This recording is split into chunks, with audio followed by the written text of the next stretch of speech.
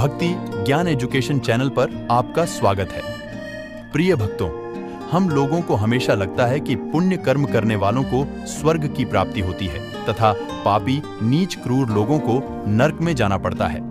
लेकिन आप गलत हैं। इस कहानी के माध्यम से हम आपको बताएंगे कि स्वर्ग में जाने का असली हकदार कौन है और वह कौन से कर्म हैं जिससे आपके सारे कष्ट और पाप समाप्त हो जाते हैं। तो चलिए जानते हैं। लेकिन उससे पहले आपसे निवेदन है कि जो भी भक्त हमारे चैनल पर नए हैं तो इस वीडियो को लाइक करें और चैनल को सब्सक्राइब कर लें और साथ में घंटी का बटन जरूर दबाएं ताकि हमारी हर नई भक्ति वीडियो का नोटिफिकेशन आप तक सबसे पहले पहुंच जाए। इस पवित्र कथा के माध्यम से भक्तों, एक बार धरती लोक पर 4 व्यक्तियों की मृत्यु एक साथ हुई थी। वे सभी लोग विचारों में अलग अलग और अलग अलग प्रदेश के रहने वाले थे।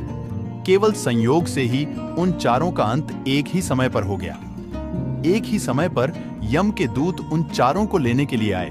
मरने वालों में एक तो किसी प्रदेश का राजा था, दूसरा बड़ा धनी व्यापारी था, तीसरा एक पूजा पाठ करने वाला पंडित था और चौथा गरीब मजदूर था जो दिन भर मेहनत करके अपने परिवार का पालन पोषण करता था। चारों की आत्माओं को लेकर यमदूत मृत्यु के देवता धर्मराज की सभा में पहुंचे। चारों उनके सम्मुख जाकर खड़े हो गए। वे सोच रहे थे कि कौन स्वर्ग में जाएगा और कौन नरक में। यमराज अपने आसन पर विराजित नहीं हुए। उससे पहले ही चारों आपस में बातचीत करते हुए स्वयं को ही स्वर्ग मिलना चाहिए। यह कहने लगे। सबसे पहले राजा कहने लगा, देखो, मुझे तो धर्मराज पक्का स्वर्ग में ही भेज देंगे क्योंकि मैं एक विश्व विख्यात राजा हूं। मैंने अपने अनेक सत्कर्मों से धरती लोक पर अपना खूब नाम कमाया है। चारों तरफ लोग मेरे अच्छे कर्मों की चर्चा करते हैं। कभी भी कोई मेरे द्वार से खाली हाथ नहीं गया। जो भी आया मैंने उसे इतना दिया कि वह जीवन भर मेरा नाम नहीं भूल पाएगा। हर तरफ मेरे नाम का यशगान हो रहा है। मेरे द्वारा लुटाए गए दान से लाखों लोगों को खाने को अन्न मिला और रहने के लिए आश्रय मिला। इसलिए मेरे कर्मों को देखते हुए धर्मराज मुझे पक्का ही स्वर्ग में भेजेंगे। भक्तों, राजा की बात सुनकर वह धनी व्यापारी कहने लगा, हे भाई, मैंने तो पृथ्वी पर रहकर खूब धन कमाया और उस धन से मैंने लाखों लोगों की सहायता की है। मैंने अपनी कमाई का 11वां हिस्सा सदैव दीन दुखियों की सहायता में उपयोग किया है।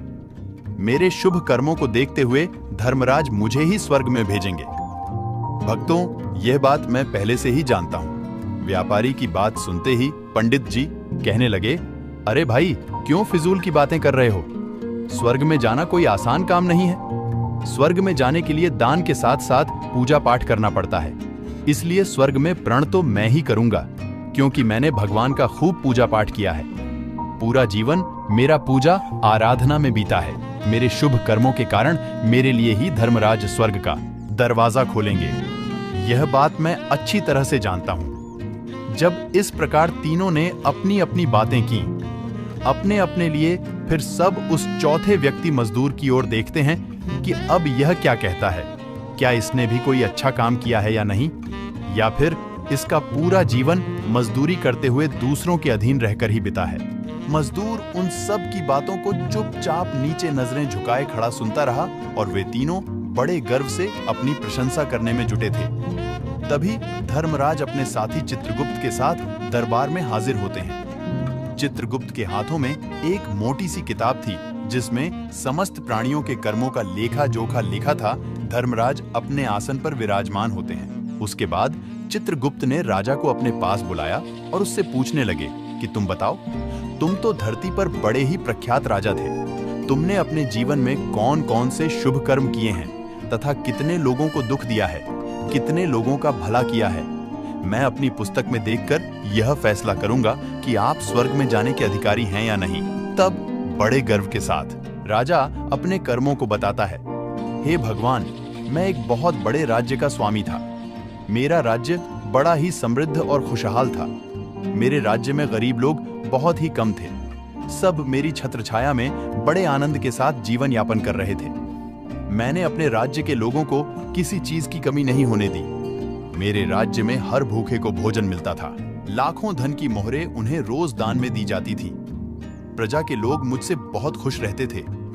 दिन रात के यही मेरे जीवन के अच्छे कर्म हैं। राजा की बात सुनकर चित्रगुप्त ने अपनी पुस्तक उठाई और उसमें देखने लगे।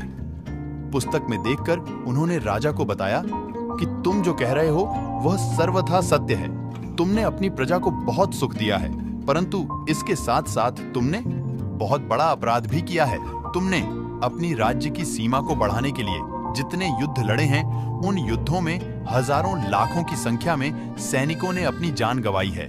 उन सब की मृत्यु का कारण तुम बने हो। उनके परिवारों को, उनके बच्चों को अनाथ करने वाले तुम हो। उनकी स्त्रियों को विधवा बनाने वाले भी तुम हो। उनकी माँ की गोद भी सुनी करने वाले तुम हो। तुमने अपने ही सैनिकों के हजारों परिवारों के घर दुख दिया है। युद्ध लड़कर राज्य बढ़ाने से अच्छा था कि तुम अपने पड़ोसी देशों से मित्रता करके उनके साथ व्यापार बढ़ाते। आपका राज्य तब भी समृद्ध और संपन्न रहता। तुमने अपनी प्रजा को नहीं, सैनिकों को दुखी किया है, इसलिए तुम स्वर्ग के अधिकारी नहीं हो। ये बात सुनकर राजा चुपचाप पीछे हो गया। उसके बाद चित्रगुप्त ने व्यापारी से पूछा, आपने धरती पर कौन कौन से अच्छे कर्म किए हैं? तब व्यापारी कहता है, हे भगवान, मैंने धरती पर जितना धन कमाया उसका 11वां भाग अच्छे कामों में लगाया। लाखों लोगों को भोजन कराया, कई आश्रमों को दान दिया है, कई बेघर लोगों को अपने धन से भर दिया है, कई शहरों में मंदिरों का निर्माण कराया है, कई जगह पर धर्मशालाएं बनवाई है, प्रत्येक तीर्थ में भंडारे करवाए हैं। यही मेरे जीवन के अच्छे कर्म हैं। व्यापारी की बात सुनने के बाद चित्रगुप्त ने अपनी पुस्तक खोली, जिसमें उसके जीवन के सारे अच्छे बुरे कर्म लिखे हुए थे। चित्रगुप्त ने बताया कि देखो, तुम जो कहते हो वह सत्य है। तुमने धरती पर खूब दान धर्म किया है, पर तुम्हारा पाप यह है कि तुमने धरती पर जो दान धर्म किया है वह तुमने उस पैसे से किया है जिसको कमाने के लिए तुमने बहुत झूठ बोला है, बहुत ठगी की है, कई चीजों में मिलावट करके बेचा है, नकली चीजों को असली के दामों में बेचा है, कितने व्यापारियों को रास्ते से हटाया है। तुम्हारे इन कर्मों से अनजाने में कितने लोग बीमार होकर मर गए, कितनों ने आत्महत्या कर ली, कितनों की मेहनत का पैसा तुम्हारे पास चला आया। उन सब लोगों की बद्दुआ तुम्हारे साथ है। तुमने जो कुछ भी अच्छा काम किया है वह कर्म शून्य होता है, इसलिए तुम्हारे पास भी तुम्हारा कोई शुभ कर्म नहीं है। तुम स्वर्ग में जाने के अधिकारी नहीं हो। चित्रगुप्त की बात सुनकर व्यापारी भी बड़ा उदास होकर पीछे हो गया। उसके बाद पंडित जी को आगे बुलाया और पूछने लगे, तुमने अपने जीवन में कौन से अच्छे कर्म किए हैं? तब पंडित जी कहते हैं, हे भगवान, मेरा पुण्य यह है कि मैंने हजारों लोगों को ज्ञान दिया है, हजारों यज्ञों के अनुष्ठान को संपन्न कराया है, हजारों के घरों में पूजा पाठ कराया है, दिन रात मैंने ईश्वर का जप तप किया है, हजारों कन्याओं का विवाह कराया है, लाखों पिंडदान श्राद्ध कराए हैं, अनगिनत लोगों को मार्गदर्शन किया है। इससे ज्यादा शुभ कर्म और क्या हो सकता है? तब चित्रगुप्त अपनी पुस्तक में देखकर बताते हैं, हे पंडित जी, महाराज, आपका कहना सत्य है। आपने वास्तव में हजारों लोगों को ज्ञान दिया है, लेकिन उस ज्ञान पर स्वयं कभी अमल नहीं किया। आपने सैकड़ों यज्ञ पूजा अनुष्ठान कराए, पर उनमें निस्वार्थ भाव से किया गया। कोई कर्म नहीं था। तुम हमेशा से धन के लालची रहे हो, इसलिए तुम स्वर्ग में जाने के अधिकारी नहीं हो। अब तो उदास होते हुए पंडित जी भी पीछे हो गए। अब बचा केवल मजदूर। उन्हें देखकर बड़ा हैरान था कि अब तक वह जिनको इतना महान समझ रहा था, उनमें से कोई भी स्वर्ग का अधिकारी नहीं रहा। तो मैं कैसे स्वर्ग में जा सकता हूँ? मुझे तो स्वर्ग की कल्पना भी नहीं करनी चाहिए, क्योंकि मैं तो कभी पूजा पाठ नहीं किया और मैं दान करने के लायक भी नहीं था, तो शुभ कर्म कहां से करता? मैं तो मेहनत मजदूरी करके सारे जीवन अपने परिवार का भरण पोषण करता रहा। वह मजदूर यह सब बातें सोच ही रहा था। इतने में ही चित्रगुप्त ने उसे भी आवाज लगा दी और उससे पूछा, किंतु वह मजदूर तो पहले से ही कहने लगा, भगवान, मैंने धरती पर एक गरीब के घर में जन्म लिया था, दान हवन पूजा पाठ करने के। मैं लायक ही नहीं था, तो मैं शुभ कर्म कहां से करता? मैं तो अपने परिवार का पोषण बड़ी मुश्किल से कर लेता था। मैं जानता हूं भगवान की मैं स्वर्ग में जाने का अधिकारी नहीं हूं। मैंने धरती पर भी नरक भोगा है और आगे भी नरक में ही जाने की हैसियत है। किंतु हे प्रभु, यहाँ पर भी मेरी एक इच्छा है। मैं स्वर्ग में तो नहीं जा पाऊंगा, लेकिन मैं एक बार स्वर्ग को अपनी आंखों से झांक कर देखना चाहता हूं। इससे अधिक मेरी कोई इच्छा नहीं है, क्योंकि मैंने ऐसा कोई कर्म नहीं किया है जो कुछ देर के लिए ही मुझे स्वर्ग में पहुंचा दे। मजदूरी के बाद लोगों की सेवा के लिए मेरे पास समय नहीं बच पाता था। बचा हुआ समय मैं अपने बूढ़े माँ बाप की सेवा में लगा देता था। उनके लिए उन्हें खिलाता पिलाता, उनके वस्त्र बदलता, यही मेरी दिनचर्या थी। मुझे तो मंदिर में जाने का भी अवसर नहीं मिलता था। मजदूर की बात सुनकर चित्रगुप्त ने अपनी पुस्तक में देखकर पूछा, हे मानव, तुम ध्यान से देखकर सोचकर बताओ कि तुमने कभी तो कोई शुभ कर्म किया होगा। तब मजदूर अपने पूरे जीवन के घटनाक्रम को याद करता है। तब उसे याद आता है कि एक बार उसे बहुत तेज भूख लगी थी। वह रोटी खाने के लिए बैठा ही था। इतने में वहां एक बहुत ही कमजोर बीमार कुत्ता टहलता हुआ आ गया, जो ठीक से चल भी नहीं पाता था। वह आकर मेरे सामने बैठ गया और मेरी रोटी की ओर गौर से देखने लगा। मैं समझ गया कि वह कुत्ता बहुत भूखा है। मेरे अंदर से आवाज आई कि बेजुबान जानवर को छोड़कर तू अकेला कैसे खा सकता है। मैंने वह रोटी स्वयं ना खाकर उस कुत्ते को खिला दी। उस दिन मैंने पूरे दिन भूखे पेट रहकर ही काम किया था। मजदूर की बात सुनकर चित्रगुप्त मुस्कुराए और उसका हाथ पकड़कर बड़े सम्मान के साथ उसे स्वर्ग में लेकर गए और बोले, वास्तव में आप ही स्वर्ग में रहने के अधिकारी हो।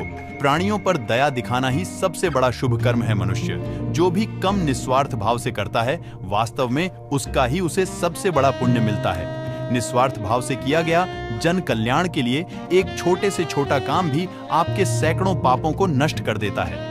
लोगों से लालच, मोह और स्वार्थ के वशीभूत होकर किया गया शुभ कर्म भी फलदायी नहीं होता। इसलिए ध्यान रहे, जीवन में अच्छे कर्म अच्छी भावना के साथ करना चाहिए। ऐसा नहीं होना चाहिए कि आपने किसी से धन छीनकर या चुराकर कर्म किया हो और बाद में उसी धन को दान पुण्य में लगा दिया हो, तो वह धन आपको कभी नरक में जाने से नहीं उभार सकता। भक्तों, स्वर्ग में वही व्यक्ति जाता है जिसने निष्काम निस्वार्थ भाव से प्राणियों की सेवा की हो। भले ही उसने जीवन में एक पैसा भी दान ना किया हो, पर वह जिस लायक था, अपनी सामर्थ्य के अनुसार उसने निस्वार्थ भाव से जो भी काम है, वही उसकी मुक्ति का रास्ता तय करता है। तो आशा करते हैं आपको यह कथा अवश्य ही अच्छी लगी होगी। तो आपसे निवेदन है कि हमारी वीडियो को लाइक करें और हमारे भक्ति ज्ञान एजुकेशन चैनल को सब्सक्राइब करना ना भूलें। साथ ही कमेंट में जय भोलेनाथ अवश्य लिखें। धन्यवाद।